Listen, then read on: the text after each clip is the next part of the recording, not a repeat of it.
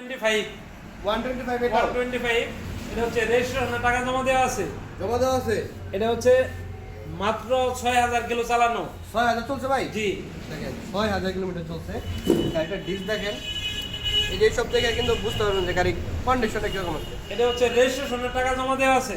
Registration টাকা জমা দেওয়া হ্যাঁ, আছে। আপনারা চাইলে বাংলাদেশের যে কোনো প্রান্তে এটা রেজিস্ট্রেশন করতে পারবেন।